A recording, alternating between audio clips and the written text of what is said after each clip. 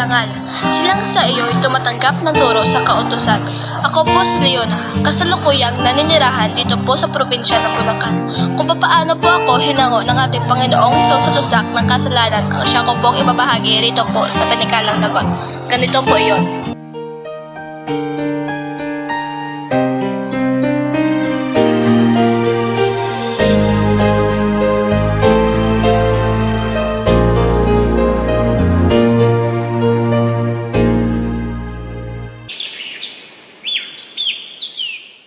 Leona, anak, pumunta ka na Agusan din so. Pupunta po ako ng Agusan? Bakit? May problema po ba, Papang, ang rubber production natin doon? Oo anak, may mga paparating pang mga punla ng rabyak sa Sabado. Dapat may titingin doon. Eh bakit hindi si Ate at Kuya Avelino ang iyong utusan? Sila ang dapat may responsibilidad sa pagpapatakbo ng ating negosyo roon. Papang, sila ang nakakatanda kong kapatid. Sa iyo ko na nga ipinamamahala ang lupa sa Agusan. Bantayan mo ang tauhan natin doon. Baka may ginagawang anomalya sa rabyak plantasyon doon. Baka yung mga katas ng rabyak na nakukuha sa mga puno mismo ng rabyak ay naipupuslit at kinakalakal sa ibang mga pasaway nating tauhan. Tauhan? Sige po, Papang. Kailan po ba ako luluwas patungo Agusan? Sa lalong madaling panahon, anak.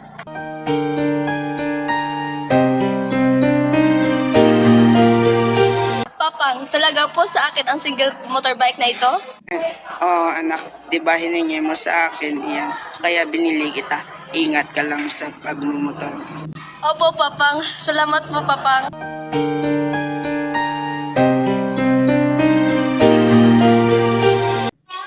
Ikaw, Junicio, sinusunod mo palagi ang luto ni Leona kaya lumalaking sutil ang anak mo eh. Tiyak palagi na iyang kasama ng barkada niyang mga di-motor dito sa atin. Naman, Hovensya, hayaan mo nang maging masaya anak natin. Hindi ko sagot ang pambayad mo ng hospital kapag na-aksidente ka. Amazona! Magandang Amazona, Mamang. Tingnan ko lang kung iyang mukha mo ang masira sa iyong pagmumotor. Tigil ka na, Hovensya, sa iyong pagsasalita. Baka nga mapahamak ang iyong anak. Hayaan mo siya sa kanyang hilig. Minsan lang maging dalaga ang isang babae. Kapag may asawa na iyan, matatali na sa bahay. Kaya hanggat dalaga pa ang anak mo, pabayaan mo siya sa magsaya sa kanyang pagkadalaga. Tumulong siya sa ating negosyo, hindi naman siya tamad. Dapat nga kayo magsama mag-ama. Pareho ang takbo ng inyong mga utak.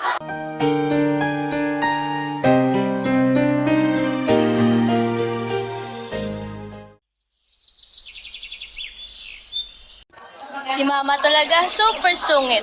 Palibhasa may pagkakastila.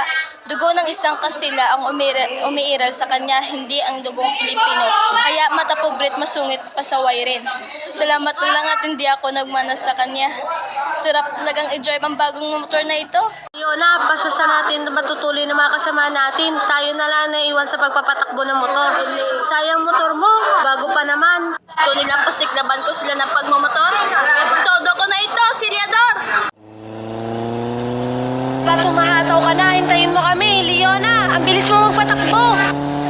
Kumahit kayo ng alikabok. Habon! Leona! Leona, buhay ka pa ba, Leona? Leona? Aray ko po, ang braso ko namamanhid. Buhay pa ako, bruha ka, tulungan mo ako! Sabi ko, sobrang tigas kasi ng ulo mo. Paano hindi ka maaksidente? Sa tulin mo ba naman magpatakbo ng motor? Sumbong ni Aya, para bang dalawa ang buhay mo, kaya ayan tuloy ang nangyari sa iyo. Mabuti na lang at dito ka namin pinulot sa ospital at hindi sa morgue. Pasaway kang babae ka. Ay ko po, pwede ba, Mamang? Huwag kayong sumigaw dito sa ospital. Napilayan na nga ako mambibigay pa ako sa lakas ng boses ninyo. Huwag kayong manisi, aksidente yon.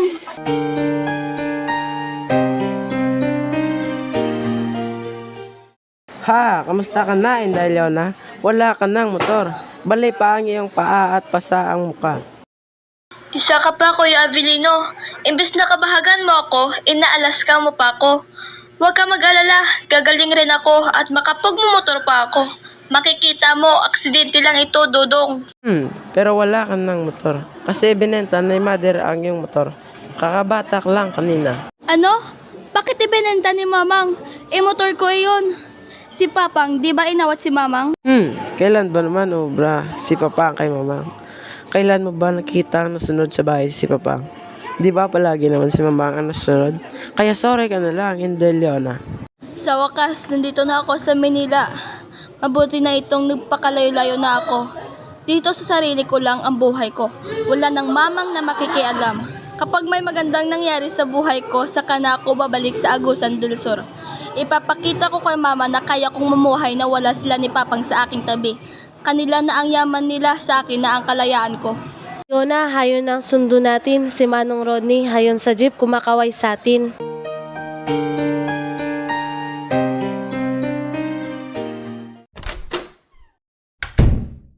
Mr. Tan, bakit po ninyo ako ipinatawag? May nagawa po ba akong mali sa trabaho ko? Pagpasensyahan na po ninyo ako. Bigyan po ninyo ako ng isa pang pagkakataon. Tuloy ka, Leona. Maupo ka.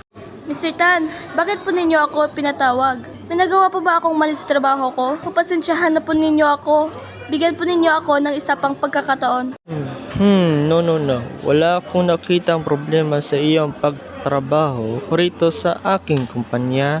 Mabilis kang nang matuto at masipag ka, kaya gusto ko ikaw na ang kumuha ng 2 shift. Po, Mr. Tan, wala kayong reklamo sa aking trabaho? Salamat po. Sige po, pabayag po ako.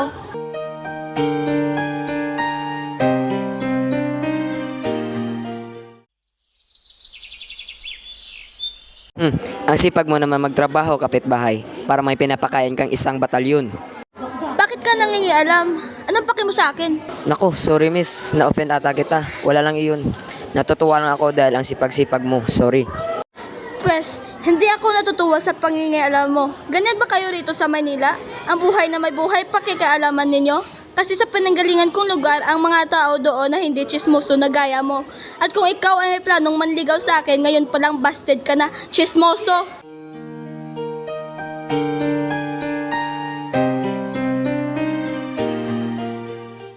Ikaw talaga, Leona. Hanggang dito sa Manila, dala mo pa rin ang pagkasutil mo. Kawawa naman itong tao, ipanahiya mo. Di bali na kung walang nakakarinig, inandun pa naman yung guard. Tumigil ka na nga riyan, Aya. Ano pang pinakain sa'yo ng pakialam merong iyon, kibait-bait mo sa kanya? Huwag mo sabihin may pagtingin ka sa lokong iyon. Wala, kung may gusto man ako sa kanya, di naman ako papansinin nun. Ikaw ang gusto nun, nagpapalakad niya siya sa akin. Mabait naman yung tao at binata. Bagay kayo, dalaga ka naman. Alam kong kailangan mo ng pagmamahal ni Zosimo dahil nag-iisa ka lang dito sa Maynila.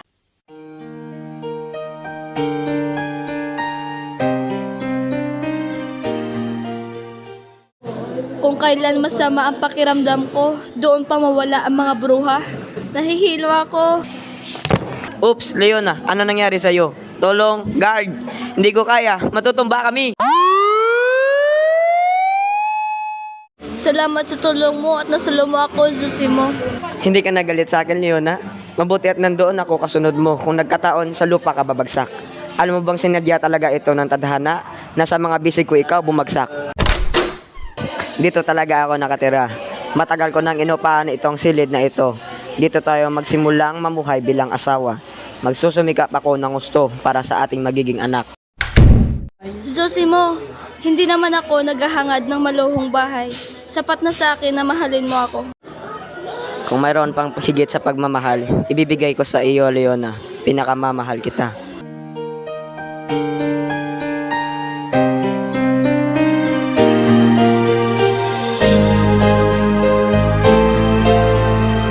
Ano ba ang nangyari sa iyo? Tao ka at masama pa ang pakiramdam mo. Nagtrabaho ka pa? Mayroon pa naman akong pera para doon. Sana magpahinga ka naman, baka ikaw naman ang mapano. Pwede naman ang gatasin ni Bengbeng. Si Dodong naman kanin ang kinakain. Leona, huwag kang mag-alala. Gagaling ako. Pangako ko sa iyo, gagaling ako.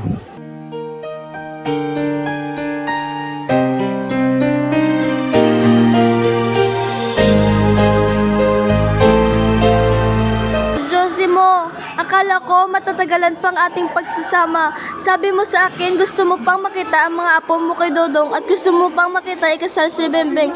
Pero bakit iniwan mo na kami? Papaano na kami ng mga bata ngayon na wala ka, Zosimo?